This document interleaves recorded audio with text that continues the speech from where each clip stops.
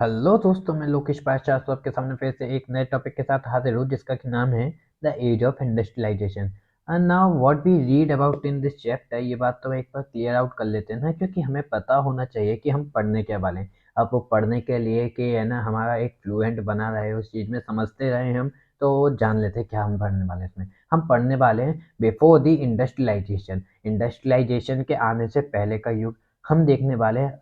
इन industrialisation revolution जब आया उसके बारे में। And after we can read about the after industrialisation, कि इंडस्ट्रियलाइजेशन जब आ गया था तब क्या हाल हुआ था।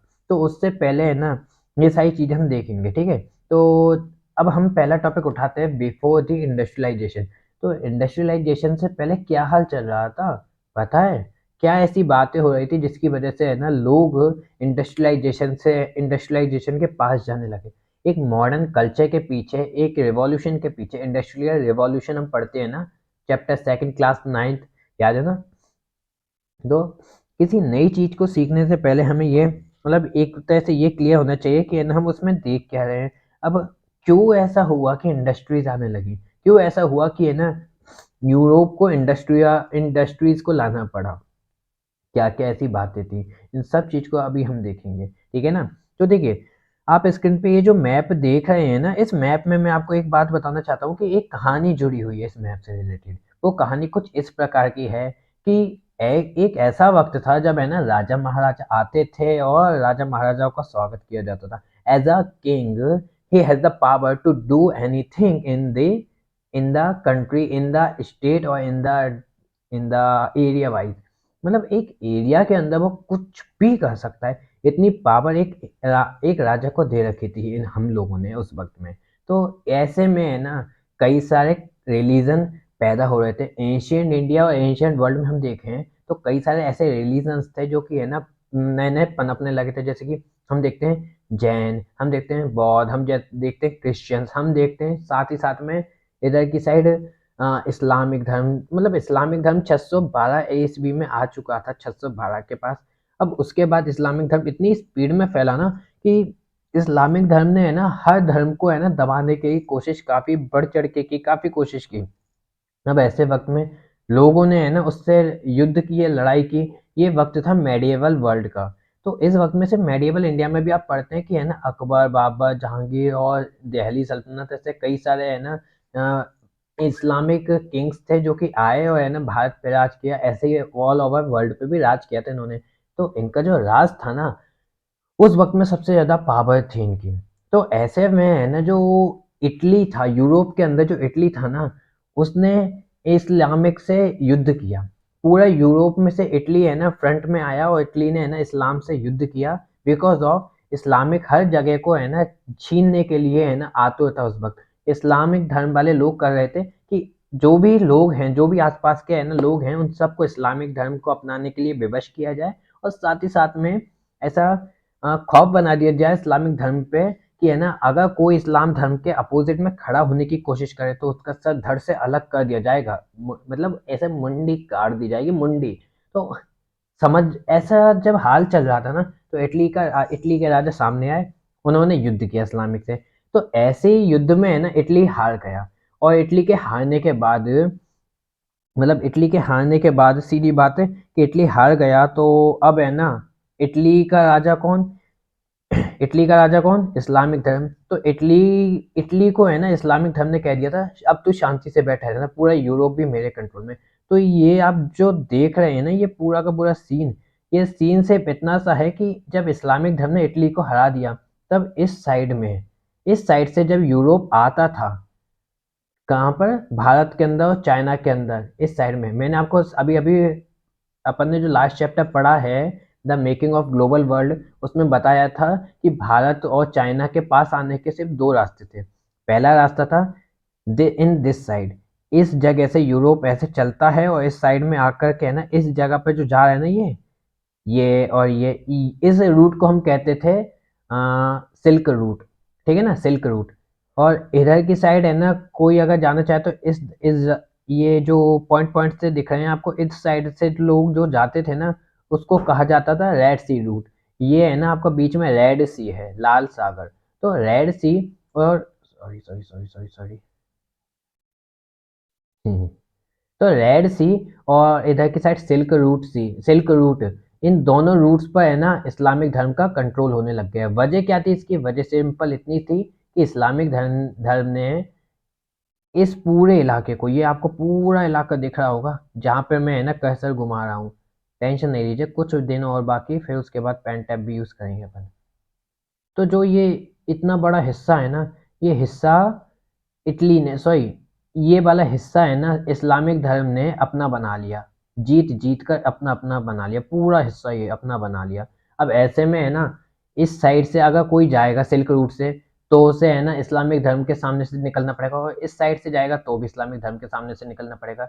इस सिचुएशन की वजह से इस्लामिक धर्म ने जब ये जगह जीती ना, तो जो कस्टम ड्यूटी थी, मतलब जो भी इनकी बाउंड्री से निकलेगा, उसको है ना एटलीस्ट 10 टाइम्स मोर टैक्स पे करना पड़ेगा इस जगह से निकलने के लिए।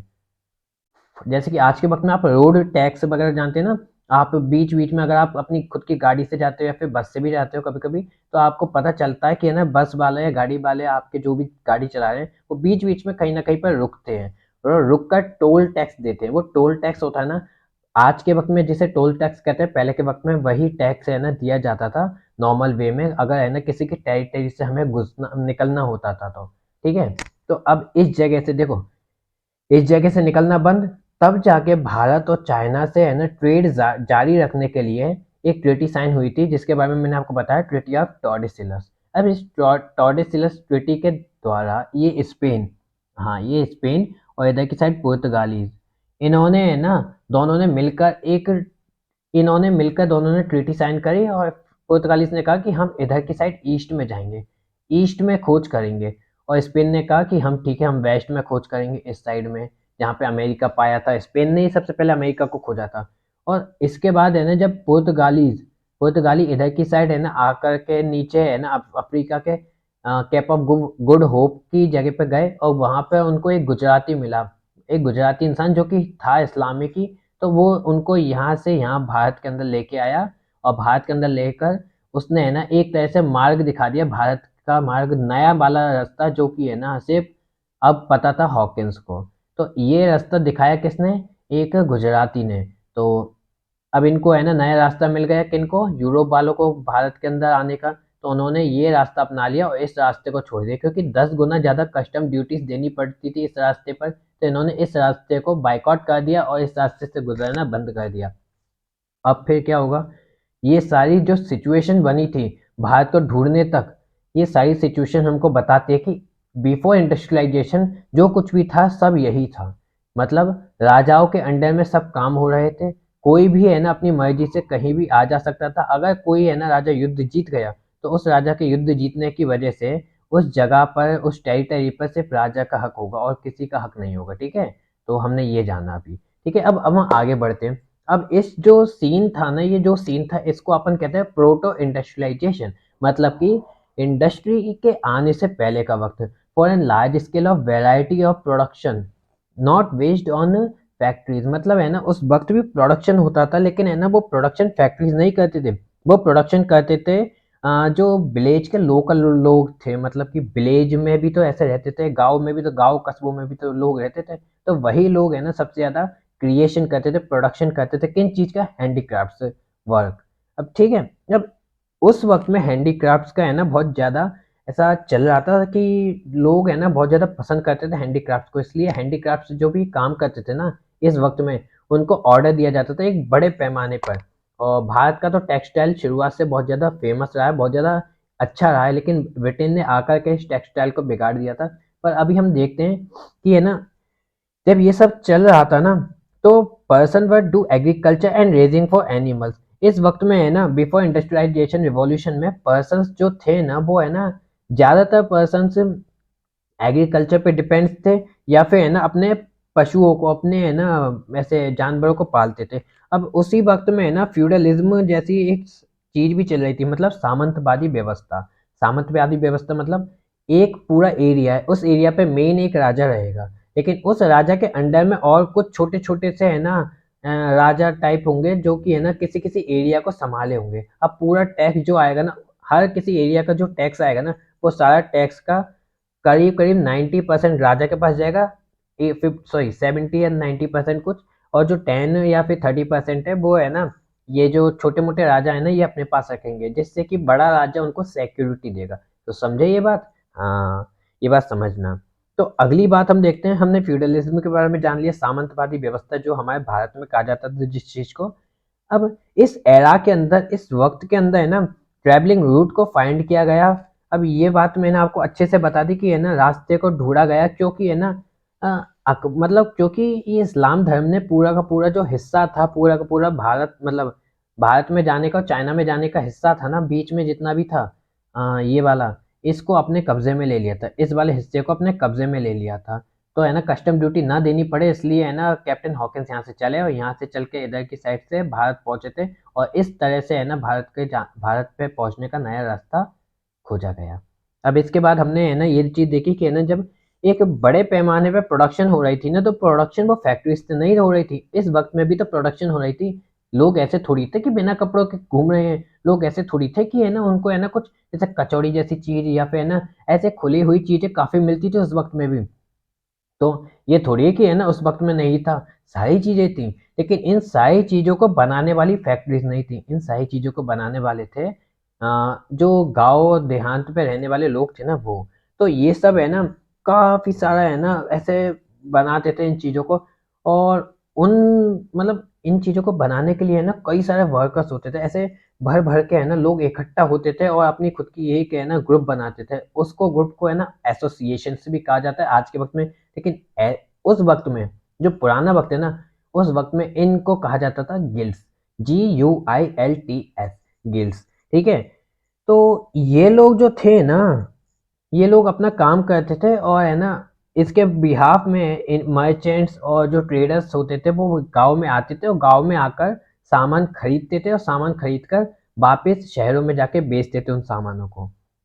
तो देखो, in this period it joined the merchant traders to the countryside and village people. इस वक्त में है ना जो मर्चेंट्स थे, जो ट्रेडर्स थे, मतलब कि है ना व्यापारी वगैरह, वो आते थे गाँव में और गाँव से सामान खरीद कर बाहर शहरों में बेचते थे। तो इस तरह से गाँव और शहरों में एक रिलेशन डेवलप होने लगा। अब जो भी ये लोग थे ना, इनको जो एक साथ में मिलके, अब आप भी जानते हो एक पूरा का पूरा कस्बा है, ठीक है, एक देहात है, देहाती में है ना पूरे मतलब गांव है, उस गांव में है ना कई 100 या 200 लोग मिलकर है ना एक काम कर रहे हैं, तो उनकी एक गिल्ड बनती थी, उनका एक ग्रुप बनता था, उस ग्रुप को कहा जाता था गिल्ड, GUILT, आपको स्क्रीन पे दिख रहा होगा। तो ऐसे काम किया जाता था इन सब के द्वारा। अब जैसे कि किसी गिल्ड के मेंबर को कोई दिक्कत आई, तो और लोग तो उसका साथ देंगे ना, तो इस वजह से इस गिल्ड को बनाया जाता था। कई बार ऐसा होता था जो ट्रेडर्स थे, व्यापारी थे, वो आते और आकर के है ना एडवांस कुछ दे के जाते थे गिल्ड्स को, या फिर है ना जो गिल्ड में काम करने वाले लोग हैं उनको। तो ऐसे है ना प्रोडक्शन प्रोडक्शन होता था, आप देख रहे हैं स्क्रीन पर, प्रोडक्शन होता था गाँव में, और है ना फिर प्रोडक्शन के बाद सेल होता था शहरों में। इस तरह से पूरी की पूरी है ना सिचुएशन चल रही थी, पूरा का पूरा काम चल रहा था। फिर आगे है ना एक वक्त आया जब डिमांड और सप्लाई को चेक किया गया। तो डिमांड और सप्लाई के बारे में हम देखते हैं कि जब डिमांड और सप्लाई आई ना, तो उस डिमांड और सप्लाई में कुछ ऐसा हाल रहा कि जो इस वक्त में है ना देखा जाता था, जो बहुत ज़्यादा डिमांड थी ना वो बन रही थी, लेकिन प्रोडक्शन करने वाले लोग कम थे। ये 17 और 18 शताब्दी की बात है, मतलब 17 और 18 सेंचुरी की बात है ये, जब है ना towns are not able to complete the demand, मतलब है ना गाँव में काम हो रहा है लेकिन इतना नहीं हो पा रहा कि है ना बड़े बड़े लोगों को, मतलब हर किसी की डिमांड को पूरा किया जाए, इसलिए ये सारी चीज़ें एक्सपेंसिव होती थी, बहुत ज़्यादा खर्चीली, बहुत ज़्यादा महंगी होती थी। आप ही सोच सकते हैं, एक अगर इंसान अपने हाथ से है ना कोई कढ़ाई या बुनाई का काम कर रहा है, ठीक है, एक कपड़े पे कुछ पेंट, एक कपड़े पे कुछ बना रहा है, ठीक है, कढ़ाई या बुनाई से, तो उसे बनाने में करीब करीब 3 से 4 घंटे तो लगेंगे ना। तो ऐसे अगर वो 3 से 4 घंटे एक में लगाएगा, तो सीधी बात है, अगर 4 घंटे उसने लगाया तो 6 कपड़े, अगर वो है ना पूरे 24 घंटे काम करेगा तो 6 कपड़े वो कंप्लीट कर पाएगा ऐसे में। तो बस 6 कपड़े एक इंसान कंप्लीट कराए, लेकिन उसकी डिमांड तो है ना उस एक दिन के अंदर अंदर उसकी डिमांड तो कुछ 1000 लोगों की है ना, 1000 या 10,000 लोगों की, तो 10,000 लोगों की डिमांड तो कंप्लीट कर नहीं सकते कुछ मिलके। तो इस वजह से है ना जो मतलब गाँव में है ना काम हो रहा था ना, वो इतना नहीं था कि डिमांड को पूरा कर पाए। इसलिए है ना, जो लोग थे, जो ये काम करने वाले लोग थे ना, उनको खुश करने के लिए, उनको उत्साहपूर्वक लाने के लिए, उनको है ना मोटिवेट करने के लिए, एनकरेज करने के लिए है ना, जो ट्रेडर्स होते थे, मर्चेंट्स होते थे, व्यापारी, वो कुछ अमाउंट है ना उनको एक्स्ट्रा देकर जाते थे। किनको? गाँव में रहने वाले लोगों को। इस वक़्त में है ना, जो रूलर्स थे, मतलब कि काम कर ऐसे किंग्स वगैरह जो थे, वो भी एक किसी गिल्ड को है ना मोनोपोली देते थे कि इस गाँव के अंदर इस काम को सिर्फ तुम्हारी गिल्ड करेगी, मतलब तुम्हारे लोग करेंगे और कोई नहीं करेगा। अगर कोई और करता देखा तो उसे है ना पनिश किया जाएगा। अब अगला हम देखें तो अगले में है ना, आपको ये दिख रहा होगा स्क्रीन पे, ये कुछ पेंटिंग्स, मतलब ये कुछ तरह के प्रोडक्ट्स है जो कि है ना इंडिया में बनाए गए थे इंडस्ट्रियलाइजेशन आने के बाद। अब हमने प्रोटो इंडस्ट्रियलाइजेशन के बारे में जान लिया। अब हम देखते हैं इंडस्ट्रियलाइजेशन आई तो क्या हुआ। In first half of 18th century, 18वीं शताब्दी में इंडस्ट्रियलाइजेशन आई थी। तो इस वक्त में है ना, इस वक्त में कुछ ऐसा हुआ कि बीईआईसी जो है, ये है ना प्रोडक्ट्स को खरीदती थी, फिनिश प्रोडक्ट्स को खरीदती थी। कहाँ से? इंडिया से। तो इंडिया का बहुत अच्छा काम चल रहा था इस वक्त में। इस वक्त में इंडिया इतना ज़्यादा बिगड़ा नहीं था, मतलब काम बिगड़ा नहीं था इंडिया का। अभी 18th सेंचुरी की बात, मतलब 1701 से लेके 1799 तक। और ये जो वक्त है, इस वक्त में हम देखते हैं 1757 की प्लासी का युद्ध, फिर 1774 का बक्सर का युद्ध, सॉरी 64 का बक्सर का युद्ध। तो ऐसी चीज़ों को हम देखते हैं ना इस वक्त में। तो उस वक्त है ना भारत इतना ज़्यादा पिछड़ा नहीं था, इतना ज़्यादा बिगड़ा नहीं था भारत का कुछ हाल।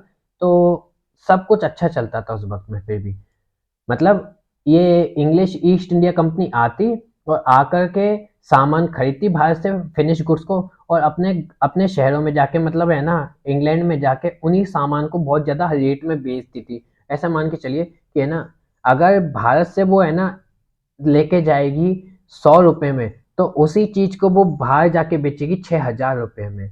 तो इतना ज़्यादा प्रॉफिट होता था किनको? बीईआईसी को, भारत से फिनिश गुड्स ले जाने के बाद। अब ये सारी चीज़ें होने लगी। तो बीईआईसी, मतलब सेकंड हाफ की बात करते हैं। फर्स्ट हाफ में अच्छा चल रहा था सब कुछ।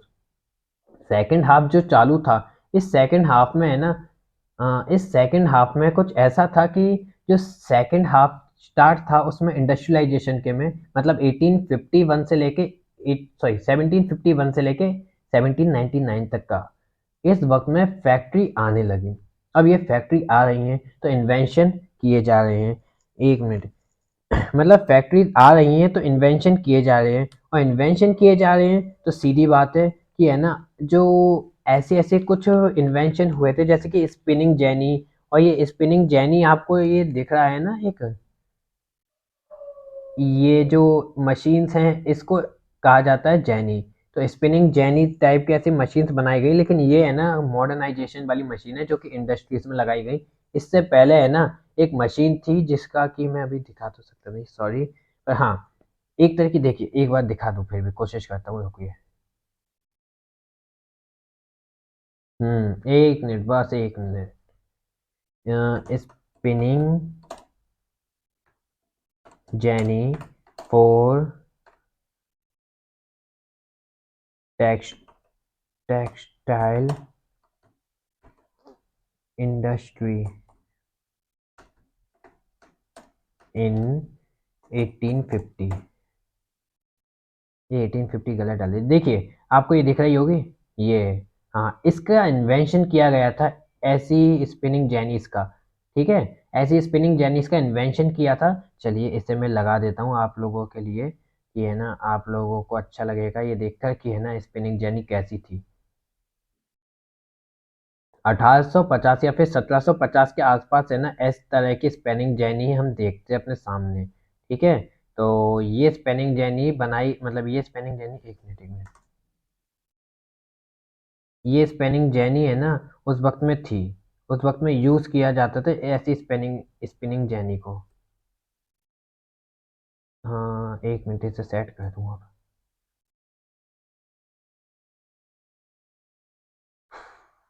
दिख रहा है? हाँ, ये थी 1750 की स्पिनिंग जेनी जो सबसे पहले बनाई गई थी, और ये कपड़ों को बनाने के लिए काम में ली जाती थी। अब इस वक्त में है ना, स्पिनिंग जेनी बनाई गई और वर्कर का जो आउटपुट था, इसलिए जब मशीन्स आ गई तो वर्कर्स को हाथ से काम करना कम हो गया और ऐसे में है ना वर्कर्स ज़्यादा काम कर पाएंगे, क्योंकि है ना एक वर्कर अगर हाथ से काम करके पूरे एक दिन के अंदर 5 अगर बनाएगा, 5 कपड़ों को तैयार करेगा, तो उसी जगह पर है ना कुछ वो एक वर्कर है ना मशीन की यूज से उसी वक्त में है ना करीब करीब 50 या 50 तो बहुत ज़्यादा बोल दिया, चलो 30 कपड़ों को तो तैयार कर ही देगा। तो इससे कुछ बड़ा ना कुछ अच्छा हुआ ना ऐसे में। तो ऐसे में फिर देखिए, अब ये सब जब हुआ था ना तो इस वक्त में है ना जो ब्रिटेन था उसने है ना अपनी पॉलिसी चेंज कर ली थी। किसने? ब्रिटेन ने। जब स्पिनिंग जेनी आई, ब्रिटेन ने कहा कि है ना हम बैन करते हैं, एक एक एक्ट लाया था ब्रिटेन, जिसका कि नाम था, मतलब इस एक्ट का नाम था कुछ, एक मिनट कहाँ पे है, एक मिनट रुक जाओ बताता हूँ अभी। फिलहाल हम इसको देख देखो, इस वक्त में है ना जो ब्रिटेन ने है ना अपनी पॉलिसी चेंज की थी। पॉलिसी चेंज में उसने कहा था कि जो भी इंपोर्ट्स होते हैं ना इंडियन प्रिंटेड कॉटन, जैसे कि इंडियन कपड़ों के, तो उनको है ना हम नहीं लेंगे। अपनी फैक्ट्रीज को बचाने के लिए ब्रिटेन ने ये सारी पॉलिसीज लाया था, जिससे कि है ना, क्योंकि भारत से जब चीजें आ रही हैं, इतने ज्यादा अच्छे अच्छे कपड़े होते थे भारत के कि लोग है ना किसी और कपड़े को खरीदे ही ना। तो ऐसे में है ना ब्रिटेन ने है ना मना कर दिया कि भारत से अब कुछ नहीं आएगा, और ब्रिटेन ने अपने ही है ना ब्रिटेन की फैक्ट्रीज पर काम डाल दिया कि है ना अब तुम संभालो, भारत से आने मत दो। भारत का क्योंकि आ गया तो है ना तुम्हारी फैक्ट्रीज बंद हो जाएंगी, इसलिए ब्रिटेन पॉलिसीज बनाता था। अब ब्रिटेन ने स्टॉप तो कर दिया, लेकिन है ना ब्रिटेन ने ये कहा ठीक है, तुम भारतवासियों से कहा अब भारत हमारा हमारी कॉलोनीज है तो कुछ तो इससे लेना पड़ेगा। तो इस मतलब भारत से है ना इन्होंने रॉ मटेरियल लिया था। क्या लिया था? रॉ मटेरियल, मतलब नॉन प्रिंटेड कॉटन को लिया और है ना उसको भारत से लेकर के यहाँ पर मतलब ब्रिटेन के अंदर ले जाते थे और ब्रिटेन के अंदर उनसे कपड़े बनाते थे, तो वो कपड़े अच्छे बनने लग गए और उन्हीं कपड़ों को है ना भारत के अंदर बेचते थे। इस तरह से हमारे हमको है ना सबसे ज़्यादा दिक्कतें आने लगी थी, बहुत ज़्यादा प्रॉब्लम्स आने लगी थी, क्योंकि हमारी इतनी अच्छी चीज़ें हैं ना, रॉ मटेरियल जिनसे हम कुछ बना सकते हैं और बेच सकते हैं, वो हो गए थे भारत के अंदर महंगे। लेकिन उन्हीं रॉ मटेरियल्स को पहले से ही है ना खरीद के ले जा रहे हैं इंग्लैंड इंग्लैंड वाले, और अपने यहाँ पर इनको बना रहे हैं और बना करके इनको फिर बेच रहे हैं भारत के अंदर और दूसरी जगह के अंदर। तो वो सस्ते बेचते हैं, सस्ती रेट में होते हैं। तो ऐसे में लोग किसका खरीदेंगे? इंग्लैंड वालों का ना। तो हमारे भारतीयों का धंधा चौपट होने लगा, हैंडीक्राफ्टर्स को बहुत ज़्यादा मुश्किल होने लगी। इसी वक्त में है ना मिल इन्वेंट की थी। मिल मतलब एक फैक्ट्री होती है ना, फैक्ट्री। तो कॉटन मिल को इन्वेंट किया था रिचर्ड ऑकराइड ने। ये जो इंसान बैठा है ना मोटा सा, तोंदुमल, हाँ तोंदुमल, हाँ हाँ तोंदुमल, ये है ना यही है तोंदुमल, रिचर्ड ऑकराइड। इसने सबसे पहले है ना मिल इंडस्ट्री मतलब कॉटन मिल को इन्वेंट किया था। Textile was a symbol of new era of industrial revolution. इस वक्त में है ना टेक्सटाइल जो है ना वो एक एरा है जो कि इंडस्ट्रियलाइजेशन का वक्त चल रहा है। ठीक है, अब हम है ना दो के बीच में डिफरेंस देख लेते हैं। मतलब कॉटन जो है ना फैक्ट्रीज में बन रही थी, ये वाला, ये वाली साइड, और एक कॉटन जो कि हैंड लेबर्स बना रहे थे, मतलब जो हाथों से काम कर रहे थे वो लोग। ठीक है, तो ऐसे वक्त में है ना जब हम देखते हैं तो कॉटन एक है ना लीडिंग फैक्टर था। मतलब 1751 से लेके 1804 के आसपास तक कॉटन है ना बहुत ज्यादा स्पेशल था। कॉटन है ना राज कर रहा था फैक्ट्रीज के नाम पर। मतलब कि सबसे ज्यादा कीमत किसकी थी? कॉटन इंडस्ट्रीज की, कॉटन वर्कर्स की सबसे ज्यादा कीमती थे ये लोग। इनको कई सारा एडवांस पहले ही दिया जाता था कॉटन बना मतलब कॉटन से कपड़े बनाने के लिए। अब ये फर्स्ट फेज ऑफ इंडस्ट्रियलाइजेशन था, and this cotton convert India as a prime exporter to prime importer. और इसी कॉटन ने जो फर्स्ट फेज था ना इंडस्ट्री का, मतलब कि 1751, जब है ना भारत को भी, भारत का जो एक्सपोर्ट था वो बैन कर दिया गया ब्रिटेन के द्वारा कुछ पॉलिसीज के थ्रू। तो ऐसे में ब्रिटेन ने है ना उनको एक्सपोर्ट को बंद कर दिया। तो वो कहते थे तुम है ना भारत वालियों से कि तुम हमें रॉ मटेरियल एक्सपोर्ट करो। अब भारत क्या करेगा? रॉ मटेरियल एक्सपोर्ट करने लगा ऐसे में। तो रॉ मटेरियल एक्सपोर्ट करना है ना भारत का प्राइम वो बन गया था, मतलब एक धंधा बन गया था एक तरह से। लेकिन रियलिटी ये थी कि वो एक्सपोर्ट रॉ मटेरियल करते थे और उसी रॉ मटेरियल को कन्वर्ट करके ब्रिटेन भारत के अंदर एक मतलब इंपोर्ट कराता था। क्या? कपड़ों को, क्लॉथ्स को। और इसलिए है ना भारत को कहा गया प्राइम इंपोर्टर। ठीक है। अब इसी वक्त में है ना 1720 में एक एक्ट आया जिसका नाम था कालिको एक्ट। कालिको एक्ट आपको स्क्रीन पे दिखा होगा, कालिको एक्ट, ये 1720 का जो एक्ट है ये वाला, ये हाँ ये वाला एक्ट जो है ना 1720 का calico act, this act banned the import of most cotton textile into England. इस एक्ट ने है ना 1720 के अंदर कई सारी है ना इंडस्ट्रीज को है ना, कई सारी टेक्सटाइल, कॉटन टेक्सटाइल को है ना बैन कर दिया, इंपोर्ट करने में, इंग्लैंड के अंदर इंपोर्ट करने से बैन कर दिया। This was said the plan cotton was import from India but printed cotton band of India. मतलब जो है ना प्रिंटेड कॉटन था ना इंडिया का, उसको बैन करके ये कह दिया गया कि तुम लोग हमें है ना रॉ मटेरियल दो। ठीक है। Cotton starting point of revolution, जब इंडस्ट्रियल रिवॉल्यूशन आया ना तो कॉटन स्टार्टिंग पॉइंट था। अब हम देखते हैं after 1840 some different things came in industries. इस वक्त में है ना कुछ और भी थिंग्स थे जो कि है ना इंडस्ट्रीज में, इंडस्ट्री के नाम पे आने लगे, इंडस्ट्रियों में छाने लगे। मतलब सबसे पहला जो एरा था 1751 से लेके 1840 तक, वो चला था कॉटन का। लेकिन इसके बाद 1840 के बाद है ना कुछ और चीजें आने लगी, आयरन और स्टील।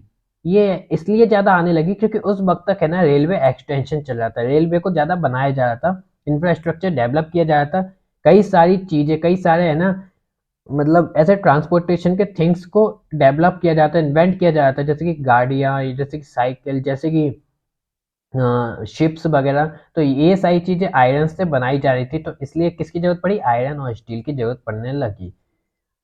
फिर इन ट्रेडिशनल इंडस्ट्रीज, उस वक्त की जो इंडस्ट्रीज थी ना वो यूज करती थी पुराने इक्विपमेंट्स को, लेकिन है ना जब नए इन्वेंशन होने लगे ना तो वो पुराने इक्विपमेंट्स की जगह नए इक्विपमेंट्स यूज करने लगी फैक्ट्रीज।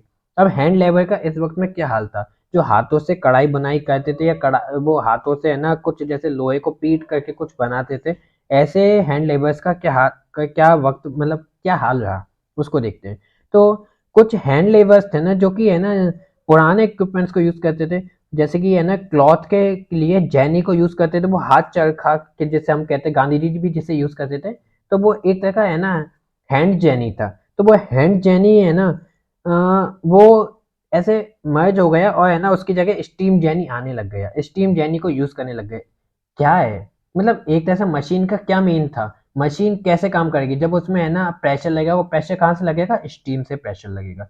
मतलब ऐसे ही तो घोड़े गाड़ी की जो गाड़ी थी उसको स्टीम लगा करके रेलवे बनाया गया, मैंने आपको कल बताया था ना पुराने लेक्चर में। तो ऐसे ही है ना जो हैंड जैनी थी ना, मतलब हाथ चरखा, उसको है ना हाथ चरखे को एज अ हैंड जैनी को हटा करके उसकी जगह ले आया गया स्टीम जैनी।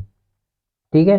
अब ऐसे में है ना जो लोग थे, जो हाथों से काम करने वाले लोग थे ना, उनका रोजगार छिल गया, क्योंकि भाई उनको तो स्टीम जेनी से काम करना नहीं आता।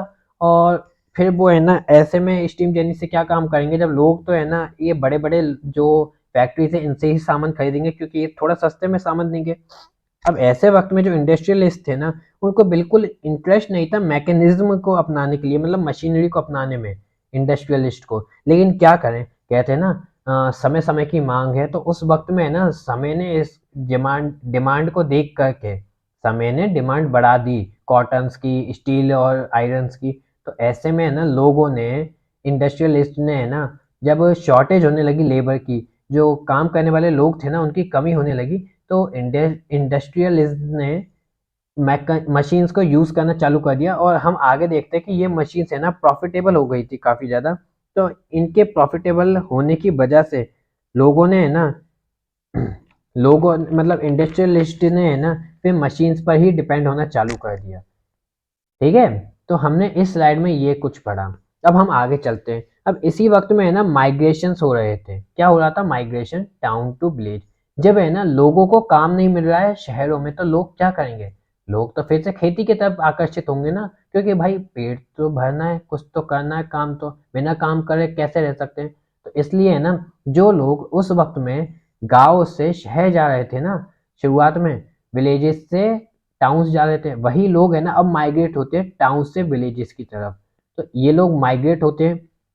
और इस वक्त में है ना जो हैंडमेड प्रोडक्ट्स थे, मतलब हाथों से बनाए जाने प्रोडक्ट्स, हाथों से जो बनाए जाते थे, वो बहुत ज़्यादा है ना ऐसा कहा जाता था उनको कि वो बहुत ज़्यादा प्योर हैं, बहुत ज़्यादा है ना अच्छे हैं, क्योंकि हाथों से बनाए मतलब कोई भी मिलावट उसमें नहीं है। मशीन से बनाए तो धागा ऐसे जैसे मशीन बना रही है तो कहीं मानिए धागा खिंच गया तो एक धागा खींचने से पूरा कपड़ा फट सकता है, पूरा कपड़ा बिगड़ सकता है। तो ऐसी-ऐसी गलतियाँ होती थी मशीन से, क्योंकि पुरानी मशीन्स थी।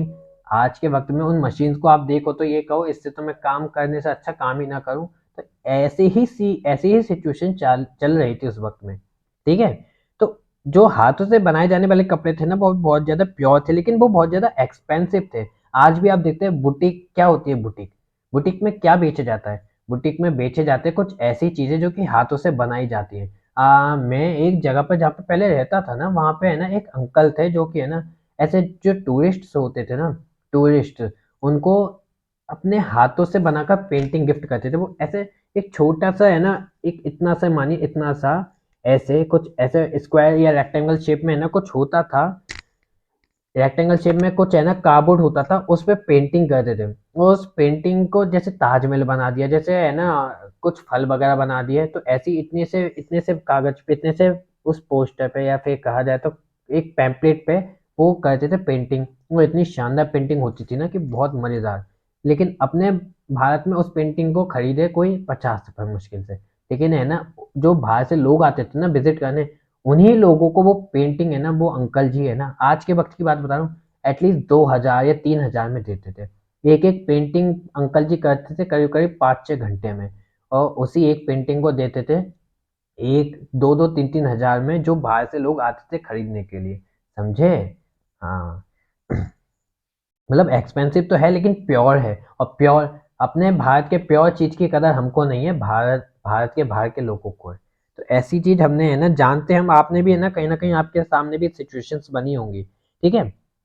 तो अब इसके बाद हम देखते हैं कि कुछ है ना कॉलोनीज जो ब्रिटेन की बनाई हुई थी ना वहाँ पे मार्केट क्रिएट कर, मतलब ब्रिटेन ने अपना मार्केट क्रिएट कर दिया था। कैसे कि या एक मार्केट बना दिया, अब इस मार्केट के अंदर सिर्फ ब्रिटेन की बनाई हुई चीजें ही बिकेंगी और कुछ नहीं बिकेगा। उस वक्त में है ना उस फेस में उस वक्त में उस एरा में कुछ ट्रेड पॉलिसी बनाई गई, जैसे कि अब आप जानते हो कि है ना भारत के अंदर अगर ब्रिटेन अपना मार्केट बनाएगा और भारत के अंदर उन सामानों को बेचेगा, जैसे कि कोट, जैसे कि हैट, जैसे कि टाई और जैसे कि पैंट शर्ट, तो ऐसी चीजें भारत के वासियों को तो पहनना पसंद ही नहीं है। भारत के वासी तो क्या पहनते हैं, लुंगी पजामा, मतलब सॉरी लुंगी, वो धोती टाइप कुछ, धोती और कुर्ता, ऐसी चीजें पहनते थे भारत के लोग। तो भारत के लोग जब ऐसी चीजें पहनते थे ना, तो ऐसी चीज़ों को पसंद करने की वजह से है ना ये कोट टाई पैंट हैट ये तो है ना चलेंगी नहीं भारत में। तो कुछ पॉलिसीज बनाते थे ब्रिटेन, और उसी पॉलिसीज को है ना उसी पॉलिसी में एक चैलेंज होता था कि अपने प्रोडक्ट्स को सेल करो भारत के अंदर।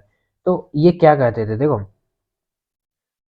सो they were decided to convert India in western culture. तो ये कोशिश करते थे कि है ना कन्वर्ट किया जाए भारत को वेस्टर्न कल्चर में। और वो कन्वर्जन कैसे होगा, जब भारत की सोच पे प्रहार किया जाएगा, मतलब भारत को है ना ये दिखाया जाएगा कि तुम जो हो वो एक नीचे दर्जे के लोग होते हैं, लेकिन हम जो हैं वो ऊंचे दर्जे के लोग हैं, तो तुम हमारी तरह बनो, ऊंचे दर्जे के बनो। और ये सब बातें कैसे प्रसिद्ध होंगी, जब है ना उनको पढ़ाया जाएगा। क्या चीज़ पढ़ाई जाएगी, जो कि वेस्टर्न कल्चर में पढ़ाई जाती है। तो ऐसे ही एजुकेशन सिस्टम के द्वारा भारतवासियों को है ना पढ़ाया गया वेस्टर्न कल्चर की चीज़ें, और उस जगह पर एक फिक्स कर दिया गया जैसे कि जो भी है ना इंसान है, मतलब जो पढ़ने आ रहा है ना हमारे पास, वो पैंट शर्ट पहन के आएगा, और ऐसी ऐसी चीज़ें है ना फिक्स कर दी गई, कोट पहन के आएगा। तो ऐसी चीज़ों की वजह से है ना ये लोगों ने अपना कोट टाई पैंट और हैट ऐसी चीज़ों को प्रमोट करना चालू कर दिया भारत के अंदर। किन्होंने, ब्रिटिशर्स ने। That's why the promotion of education system, ये लोग प्रमोट करते थे एजुकेशन को, साथ ही साथ में है ना जो क्लॉथ से वो भी साथ में प्रमोट होते थे। अब इस वक्त में वर्कर्स की जगह किसने ले ली, मशीन्स ने। वर्कर्स जो थे वो मशीन्स की जगह चेंज हो गए, और मशीन से ना काम करने लगी वर्कर्स की जगह। अब now large scale of migration towns to village, मतलब शहरों से गांव की तरफ, कस्बों की तरफ बहुत ज़्यादा माइग्रेशन होता था। तो देखिए ये आप देख रहे हैं what done with workers, workers के साथ क्या होता था, ये जैसे कि आप देख रहे हैं ना, कहीं आपने देखा होगा कई बार ऐसे कि एक पूरा एरिया होता है जहाँ पे है ना वर्कर्स एरिया होता है, वहाँ पे लोग इकट्ठे खड़े होते हैं, और जब भी कोई काम ढूंढ मतलब काम देने के लिए आता है ना, तो उसको चारों तरफ से घेर लेते हैं, और ये कहता है मैं आपके लिए काम करूंगा 300 रुपये में, 400 रुपये में, ऐसे ऐसे बताते हैं। और है ना जो भी काम करने वाला है ना, ऐसे जो काम दे रहा है ना, उसको जो भी इंसान सही लगेगा ना कि ये मेरा काम कर सकता है, उस इंसान को अपने साथ लेके जाएगा और उस इंसान को एक दिन वो काम करवाएगा, और जो भी उसकी है ना लागत होगी तो वो उसी वक्त उसी एक दिन में दे के खत्म कर देगा बात को। ऐसे ही है ना, ये आप भीड़ देख रहे हैं, ऐसी कई सारी भीड़ें लगती हैं कई मार्केट्स में। ठीक है ना। तो ऐसे वक्त में है ना हम देखते हैं, they were job seekers, they haven't work, they wait। ये लोग है ना जॉब सीकर्स थे, उस वक्त में जॉब को ढूंढ रहे थे। ये है ना जैसे कि ब्रिज के नीचे बैठे होते थे, सड़क के किनारे बैठे होते थे, धर्मशाला में रहते थे, रोड्स पर रहते थे, ऐसी कई सारी जगहों पर ये रहते थे। लेकिन है ना इनको कोई ऐसा इंसान नहीं होता था कभी कभी कि है ना इनको काम देते। पर कभी ऐसा बिजी सेशन आता था जब है ना इनको काम मिलता था। जैसे कि बिजी सेशन में मैं बात करूँ तो बिजी सेशन में हम बात करें तो जैसे कि ठंड का सेशन आ गया है, तो इस वक्त में है ना ऊनी कपड़ों की ज़्यादा ज़रूरत है। अब मशीन्स तो कम है, इसलिए कुछ लोगों को उठा लिया और है ना उनको काम करने के लिए बैठा दिया कि तुम लोग है ना तुम भी काम करो। अब जैसे कि है ना गर्मियों का सीज़न आ गया, तो ठंडे पंखे वगैरह बनाने की ज़रूरत है, तो ऐसे में है ना फिर और लोगों को उठा लिया। जब तक सेशन सेशन चलेगा जब तक इनको काम मिलेगा, लेकिन सेशन के ख़त्म होने के बाद ही इनसे काम छिन जाएगा, फिर से ये गरीब हो जाएंगे। तो सेशन चलने तक तो है ना ये रहते थे शहर के अंदर। जैसे ही सेशन खत्म हो जाता तो ये पहुंच जाते थे गांव के अंदर। क्यों? क्योंकि इनको करना होता था एग्रीकल्चर, खेती। खेती करने के लिए गांव से शहर पहुंच जाते थे, मतलब शहर से गांव पहुंच जाते थे। ठीक है। देखो हमने फर्स्ट फेज में क्या देखा था जब इंडस्ट्रियलाइजेशन आया था फर्स्ट फेज में, कि है ना पीपुल्स थे ना, जो लोग थे वो माइग्रेट हो रहे थे विलेज से टाउन्स की तरफ। फिर हमने सेकंड फेज में देखा कि जो बहुत सारे पीपल्स हैं ना, बहुत सारे वर्कर्स हैं, वो माइग्रेट हो रहे हैं टाउन्स से, मतलब शहरों से विलेजेस की तरफ। क्योंकि काम ही नहीं मिल रहा भाई, काम नहीं मिलेगा तो कैसे काम करेंगे बेचारे, कैसे रहेंगे वो सब लोग। ठीक है। अब आगे हम देखते हैं इंडिया की क्या कंडीशन थी इस वक्त में। भारत के अंदर कुछ ऐसी कंडीशन थी कि देखिए ये जो आप एरिया देख रहे हो ना, ये भारत, ये अपना भारत, प्यारा भारत, और इधर की साइड पर्शियन गल्फ। ये पर्शियन गल्फ जो मैंने पॉइंट लगा रखा ना, ये पर्शियन गल्फ है। तो भारत है ना, भारत में सूरत, इधर की साइड गुजरात में सूरत है ना, तो सूरत है ना इस पर्शियन गल्फ को जोड़ता था भारत से। और इसी वजह से भारत का ये एरिया जो है वो बहुत ज़्यादा है ना विकसित था। ऐसे भारत का ये एरिया चारों तरफ से जोड़ता था भारत से सभी देशों को। तो ऐसे में है ना जब ये सारी चीज़ें थी ना, तो इंडिया की कुछ ऐसी कंडीशन थी कि इंडिया के जो प्रिंटेड कॉटन थे ना, ज़्यादातर प्रिंटेड कॉटन इंपोर्ट किए जाते थे भारत के अंदर। क्यों? क्योंकि रॉ मटेरियल तो पहले एक्सपोर्ट कर रहे हैं ब्रिटेन के अंदर, तो हमारे पास क्या आएगा, हमारे पास तो भाई फिनिश गुड्स से आएंगे ना। और वो फिनिश गुड्स कौन इंपोर्ट करा, मतलब कौन एक्सपोर्ट करेगा अपने यहाँ से? ब्रिटेन। ब्रिटेन ने एक्सपोर्ट करे खुद के यहाँ से, हमारे पास आए इम्पोर्ट होकर। ठीक है। फिर रॉ मटेरियल्स, और रॉ मटेरियल को एक्सपोर्टर रॉ मटेरियल को हम एक्सपोर्ट करने लगे और बड़ा पैमाने पर इंपोर्ट करने लगे फिनिश गुड्स को। इस वक्त में देखिए ये सूरत है ना, जो इंडिया के अंदर सूरत गुजरात के अंदर, ये पर्शियन गल्फ को ज्वाइन करता था कैमल्स के द्वारा। मतलब यहाँ पर क्या है, यहाँ पर रेगिस्तान है, तो रेगिस्तान है तो मतलब कैमल्स के पीठ पर बैठ करके ये है ना लोग यहाँ पर ऐसे जाते थे पर्शियन गल्फ में। इस साइड से ऐसे लोग जाते थे पर्शियन गल्फ में और है ना अपने सामानों को बेच कर आते थे। ठीक है। कैमल्स की मदद से, मतलब ऊँटों की मदद से। Gujarat was a way to go every way to sell their goods. Gujarat एक ऐसी जगह बन चुकी थी जहां से है ना भारत के कोई भी इंसान है ना किसी भी जगह पर किसी भी देश में जाकर अपने सामानों को बेच सकता है। This chapter said about gomastha. एक है ना इंसान के बारे में हम बात करते हैं जिसका नाम है गोमास्ता, या फिर कह सकते हैं हमें उसे गुमास्ता, मतलब गो मास्ता और फिर गुमास्ता। तो उसी को हम कह भी सकते हैं एजेंट, आज के वक्त में हम उसे एजेंट कहते हैं। तो ये जो गोमास्ता लोग थे ना, ये वो भारतीय थे जो कि भारत के होते हुए भी साइन करते थे किसी बॉन्ड्स को, जो कि है ना ब्रिटेन बनाते थे। और उन बॉन्ड्स को साइन करने के बाद जो भी सामान ब्रिटेन वाले मंगाते थे ना, उन सामान का डिलीवरी करना ब्रिटेन को, चेक करना, एनालाइज करना उन सामानों को काम होता था। जो कि लोकल वीवर्स थे, मतलब लोकल वीवर्स आर्टिसन जो हाथों से काम करते थे ना, ये काम करने वाले लोग जब गोमास्ता को दे देते थे ना सामान, तो गोमास्ता चेक करता था सारे सामान को और फिर चेक करके ब्रिटिश ईस्ट इंडिया कंपनी को पहुंचाता था, जो कि है ना भारत से बाहर थी उस वक्त में, मतलब जो भारत से बाहर है ना। ऑफिसेस थे उनके उस जगह पे पहुंचाता था या भारत के अंदर भी पहुंचाता था, लेकिन मेन काम क्या कि लोकल वीवर्स आर्टिसंस काम करेंगे, कुछ बनाएंगे, और ऑर्डर देने वाला कौन, बीईआईसी। ऑर्डर किसको देगा, बीईआईसी गोमास्टा को। गोमास्टा लोकल आर्टिसंस के पास जाएगा, इधर से देखिए, गोमास्टर लोकल आर्टिसंस के पास जाएगा, लोकल आर्टिसंस बना के फिर से गोमास्टा को देंगे, गोमास्टा फिर से उस सामान को ढंग से चेक करेगा और चेक करके फिर बीईआईसी के पास पहुंचाएगा।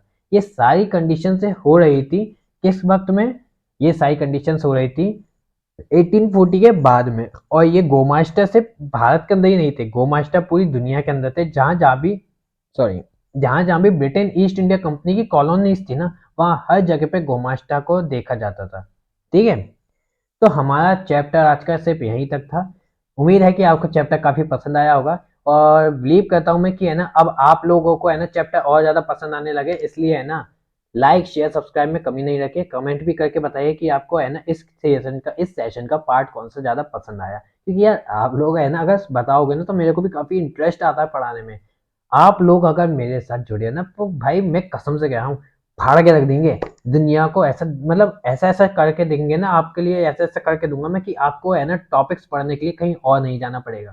ठीक है, क्योंकि आपके जो टॉपिक्स है उनको मैं तैयार कराऊंगा as a easy way, as a simple way. मैं है ना हर चीज ऐसे कर रहा हूँ कि आप लोगों के लिए ना वो बहुत ज्यादा अच्छी रहे और वो आपके लिए प्रॉफिटेबल बने for achieving high marks in your education. ठीक है ना, चलो ठीक है, मिलते हैं अगले वीडियो में आपसे।